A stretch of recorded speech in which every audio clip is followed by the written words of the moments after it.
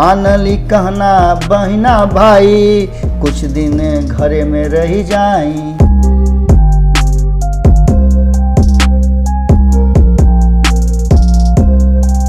बोला तनी हेरा से अभिनंदन मारू वालों के अपना कार्यक्रम जना के नाम है खूटा ठोक के।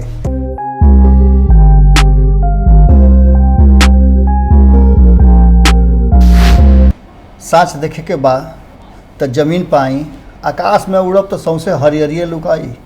बोला तनी हेरा से अभिनंदन मारू वालों के अपना कार्यक्रम जना के नाम है खूटा ठोक के। अभी कहे में बड़ा नीमन लागता कि बिहार के लोग बिहार वापस आवे लागल, लेकिन एकरा से एक और नीमन बात बा कि मुख्यमंत्री नीतीश कुमार दावा और वादा दोनों करता हैं, भले 15 साल के बाद करता हैं, लेकिन कहता रहे कि अब केहू के कहीं जाए के जरूरत नहीं है, अपना घर में रुआ लोग लौट आइल बानी, अब एहिजे रोजगार और नौकरी दी आई।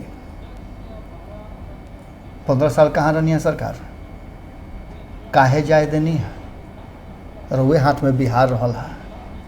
जंगल राज खत्म करके जंगल राज के नाम पर हुआ सरकार में आई रही। जब 2005 में आई तो लोग के बड़ा आशा हुआ से जागर रहे। 2013 में जब भारतीय जनता पार्टी के छोड़नी तो उन्हें घड़ी एगो बात समय में आई रहे और लोग समझे लग रहे कि नीतीश कुमार जी कोनो समझौता ना करी हैं।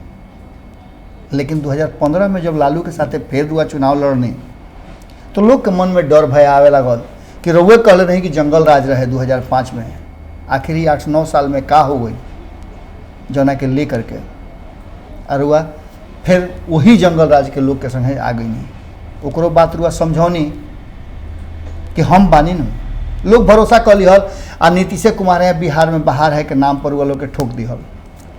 बड़ी लम्हर आ घर घर मोदी हर हर मोदी होत रहे तौना घड़ी रुआ के बिहार के जनता बिहार के लोग सर आँख पर बैठावल और भारी बहुमत से रुआ के फिर से मुख्यमंत्री बनावल लालू के साथे रहते हुए। हालांकि लालू के भी बहुत बड़ा भूमिका रहे कि रउआ से बेसी सीट अला के बाद भी वो अपना वादा के निभौले, दही के टीका कैले रहन, ओकर मान सम्मान रखले और रुआ मुख्यमंत्री बन गई। लेकिन के पीछे एगो बहुत बड़ा कारण रहे और कारण ये रहे कि इस सब के बाद रुआ 7-8 साल में कुछ ना कैले रही। अगर कुछ कैले रहती तो गाड़ी में लदा के बोरा लेखा कोचा कोचा के लोग बिहार से बहरी जा करके अपना रोटी के फेरा में ना गई रही थी। देखिए रुपया कमाई अलग बात बा, रोटी कमाई अलग चीज़ बा। बिहार के लोग रुपया कमाए नहीं जात, रोटी कमाए जाते हुए। कारण कि जौना घड़ी कोरोना के संक्रमण और संकट शुरू भइल 24 तारीख के सांझी खा अचानक से प्रधानमंत्री नरेंद्र मोदी मार्शल लॉ लागू कर दिले, फरमान जारी कर दिले कि लॉकडाउन, घरे में रही। रुआ के याद हो कि वो घड़ी हमरो मन में एगो बड़ा बात आई रहे और हमहू रुआ से निहोरा कैले रही कि घर में रही मान जाई, हमार पिया बहरी ना जाई। याद हो रुआ कि गाना बड़ी प्रचलित भई रहे, कई गो गायक लोग एक गौलहू रहे। लोग संगे संगे एगो बात और कहले रही कि आखिर इस लोग के जौन वादा हो रहा बा वादा के पूरा कैसे नीतीश कुमार करी है, कैसे अलग अलग राज्य में ये बिहार के लोग के भोजन पानी लेहना उठी। ये सब बात के चर्चा हमने के लगातार करते हैं। लगातार 20-25 दिन तक लाइव के माध्यम से आकर के बिहार के लोग के वो लोग से जुड़ के और वो लोग के एक एक कष्ट दुख तकलीफ सब वो लोग से साझा कैनी।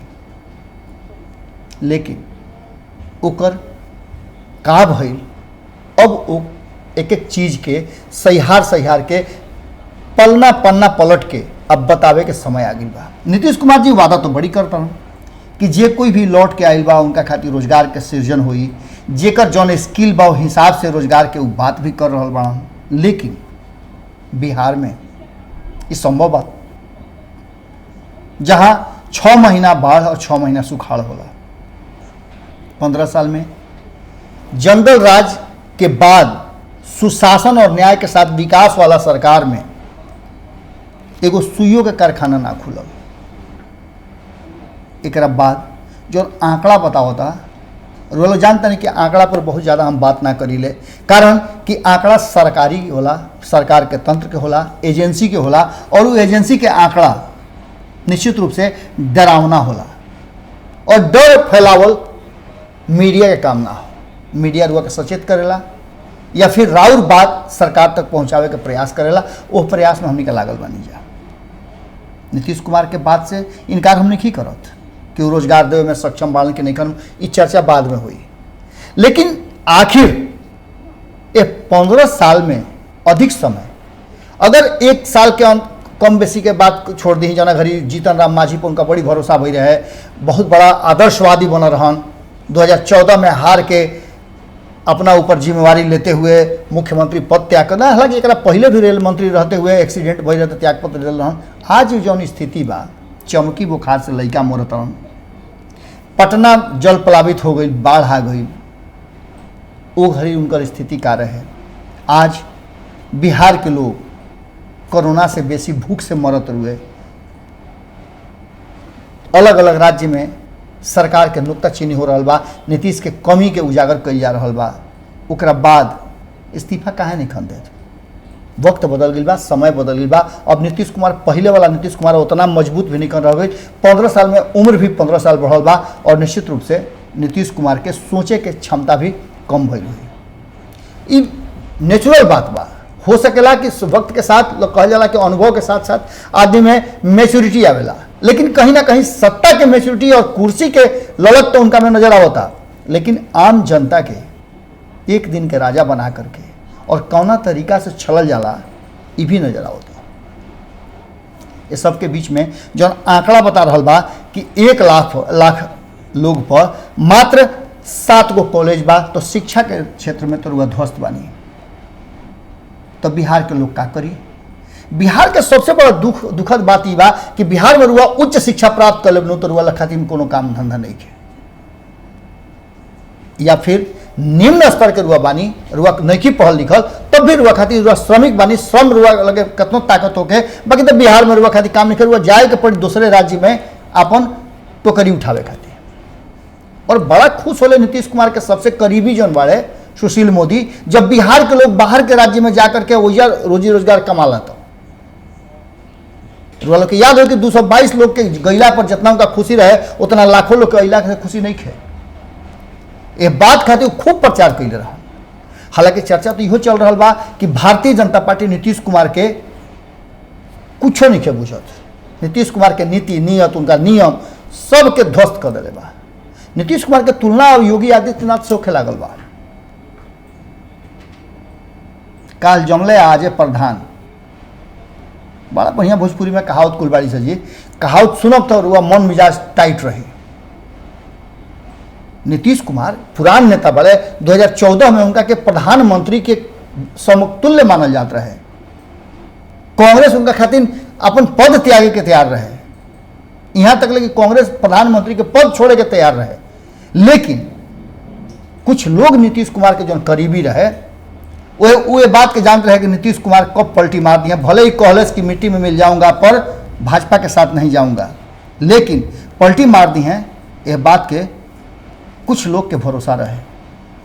आखिर 2015 के बड़ा जीत, बिहार के जनता के इतना बड़ा सोच कि एक बार फिर से लालू और नीतीश एक साथ आके और बिहार के विकास करी हैं, लेकिन 2 साल से भी कम वक्त में डबल इंजन के फेरा में पड़ गई नीतीश कुमार, और डबल इंजन पूरी तरह से बिहार के ध्वस्त कर दिहल। और नीतीश कुमार के जो मान सम्मान रहे ओकरा पर तो कुठाराघात हुई गई। 2019 में रुआ लोग के अब कितना हालिया के बात बताई, रुआ देखबे कि लोकसभा चुनाव के मक्खी के तरह उनका के मंत्रिमंडल भी ना दिहल गई, उनका निकल के बाहर अपने आप से उड़ के आवे के पड़ गई। इस सब के बाद अब उनका दावा में कितना दम बा, ये बात से रुआ अंदाजा लगा सकिले कि जना राज्य में शिक्षा ध्वस्त बा, स्वास्थ्य व्यवस्था ध्वस्त बा, महंगाई अपरंपार बा, कोई रोजगार के साधन नहीं है, ना रुआ कल कारखाना बा। और ओजा के मुख्यमंत्री ये घोषणा करे कि अब एक आदमी के बिहार से बाहर ना जा दे, जे आओ सब खातिर हम रोजगार के व्यवस्था कर ले मनरेगा पर। रुआ देखते बानी कि मनरेगा एकमात्र ऐसा साधन बा जो रोजगार सृजन कर रहा बा, लेकिन कतना कतना रुए एक जमीन के कोड़वाई बजे के जमीन के करब। एगो कहानी बड़ा बढ़िया रहे।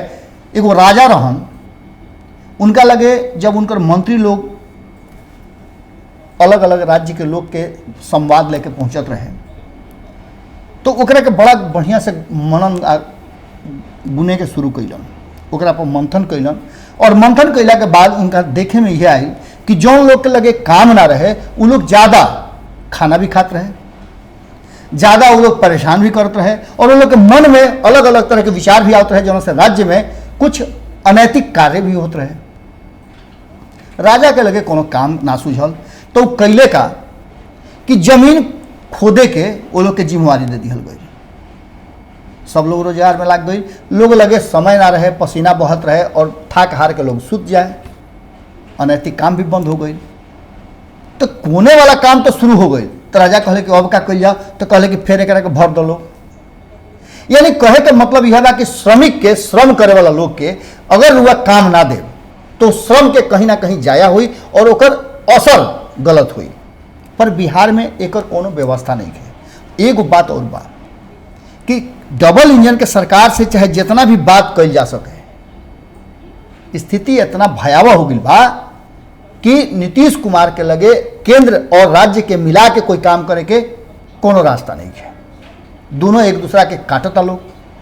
केंद्र के योजना बा ओकरा के नीतीश कुमार लागू निखन करत, जना के शिकायत वालों के पता बड़ू है कि उपेंद्र कुशवाहा भी कैले रहन, ओकरा खातिर धरना पर बैठल रहन, अनशन पर आमरण अनशन कैले रहन केंद्रीय विद्यालय खोले खातिर। उनका कहना रहे एकरा पर संजय पासवान उनका सपोर्ट भी कैले रहन। संजय पासवान तो 2 दिन पहले भी लगातार नीतीश कुमार पर हमला कैले बड़ा कि तू तुलना कर ला बगल के राज्य से। और हकीकत भी बा कि बगल के राज्य से बिहार के स्थिति बहुत दयनीय बा, जहां देश के आंकड़ा बा आय के प्रति व्यक्ति के राष्ट्रीय औसत बढ़ुए 1,42,719, और ये बिहार के जो औसत बढ़ुए उस 47,541 बा। लेकिन बगल के राज्य के उत्तर प्रदेश के देख ली तो 68,000 से ऊपर बा। अब एकरा से अंदाजा दुआ लगा सकिले कि तुलना होता तो कोई गलत थोड़े होता।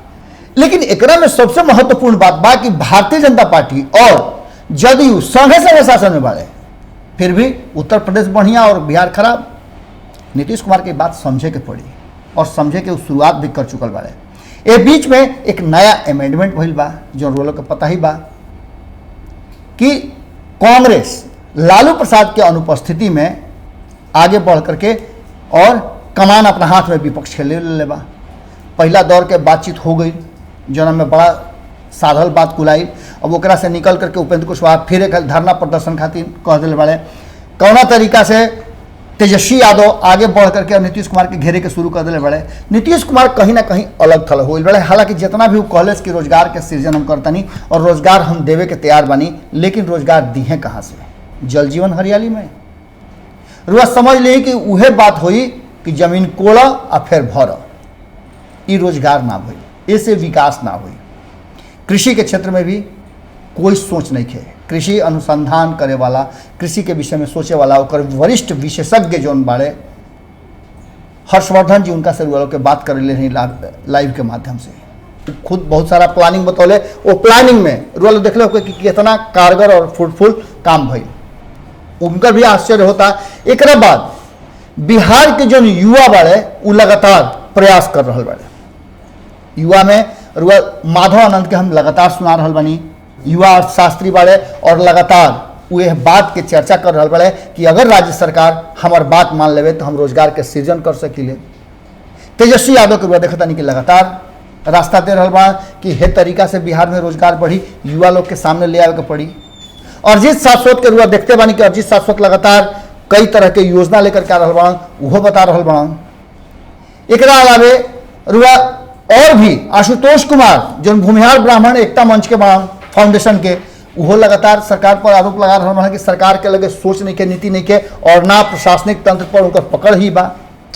इस सब बात के लेकर के कहीं ना कहीं नीतीश कुमार पर दबाव बहुत ज्यादा हो रहा बा। और इस बात में सबसे बड़ जो लमहर बात बा वही बा कि जो प्रवासी लौट के आयल बाड़े उनको भरोसा नहीं है कि नीतीश कुमार के काम रोजगार और कोई रास्ता बने हैं जो से रोटी उपजा सकस। इस सब के लेकर के पूरी तरह से ये पूरा माहौल चुनावी नजर आवता। नीतीश कुमार पर तो आरोप इहो लाग रहा बा कि नीतीश कुमार पूरी तरह से अब मोदी के रंग में रंग गई बाड़े और जुमलेबाजी उनकर सबसे प्रथम जो ग्रास बा वो हो गई बा, ओकरा पर लोग के भरमा रहल बा। रहल सवाल कि जो क्वारंटाइन सेंटर में लोग से बात करके और अलग अलग तरह के संभावना पर चर्चा कर रहे बड़े नीतीश कुमार, उस संभावना पर कितना खरा उतरी है ये तो वक्त बताई। लेकिन वर्तमान समय में एक ही बात पूरा विपक्ष से लेकर के सब कोई कह रहा बा कि कहीं ना कहीं नीतीश कुमार चुनाव के देखते हुए इस सारा खेल कर रहा बड़े और एकरा में भारतीय जनता पार्टी के कोनो हाथ नहीं खे। भारतीय जनता पार्टी ए पर अपन ठप्पा नहीं खेले गए, इस सब कुछ नीतीश कुमार के हो और यही कारण से भारतीय जनता पार्टी लगातार नीतीश कुमार से अलग अपन स्ट्रेटजी बना रहा बा और 243 सीट पर लड़े के तैयारी चुनाव के कर रहा बा। कोरोना संक्रमण लगातार बिहार में बढ़ रहा बा, आंकड़ा रुआ देखते बानी कौना तरीका से बढ़ रहा बा, लोग के आने का के सिलसिला भी जारी बा। अब तो 100 गो ट्रेन एक दिन में आवे लगली से, एकरा मतलब कि भर भर के कोरोना बिहार आ रहा बा।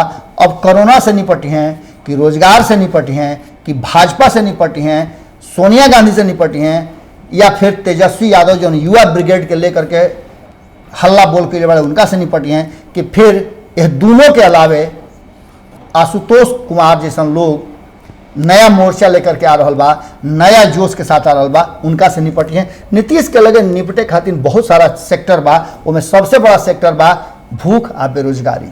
अगर एकरा से निपट गई तो 12 नया बा, अगर एकरा से ना निपटले तो निश्चित रूप से कई गो दूत आ भूत सब अपन भाला घनासी हथियार फरसा लेकर के खड़ा बड़े।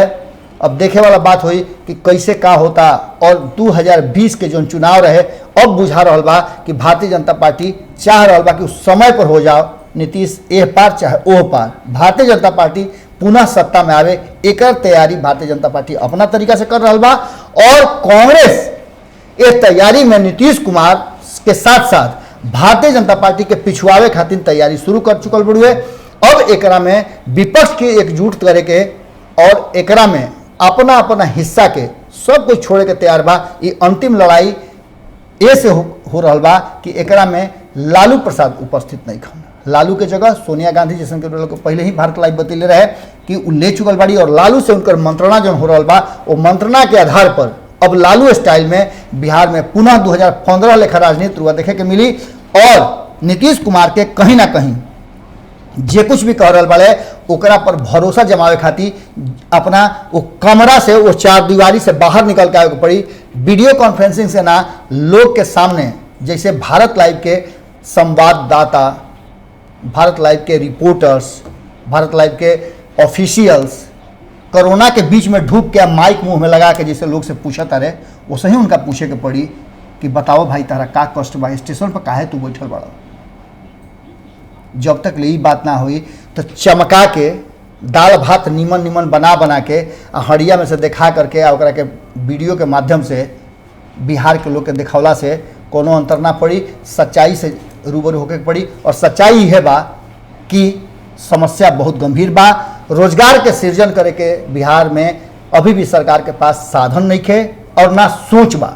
अगर एकरा में निश्चित रूप से नीतीश कुमार जी चाहत रहे कि बिहार के लोग के रोजगार मिले तो ओकरा खातिर सत्ता और विपक्ष के दूरी पाट करके विपक्ष तैयार बा, नीतीश कुमार के भी तैयार होकर पड़ी और एक पटरी पर आकर के एक नीति और नियत के साथ बिहार के आगे बढ़ावे को ही सुशील मोदी और भारतीय जनता पार्टी पर भरोसा उतने करे के पड़ी जितना बिहार के हक हुकूक और हिस्सा होके। जब जब नीतीश कुमार पिछुआता रहे तब तब विपक्ष नीतीश कुमार के तरफ से केंद्र से डिमांड कर रहा बा और बिहार के विशेष राज्य के दर्जा एक खाली फिर सवाल के घेरा में बा। एकरा में नीतीश कुमार साथे रही हैं कि विपक्ष से अलगे हुई हैं, इहो एगो बड़ा प्रश्न बा। लेकिन रोजगार कहीं ना कहीं अधूरा गई बा। जाना घड़ी प्यास लगी तना घड़ी कुआं ना खोनाला है भाई।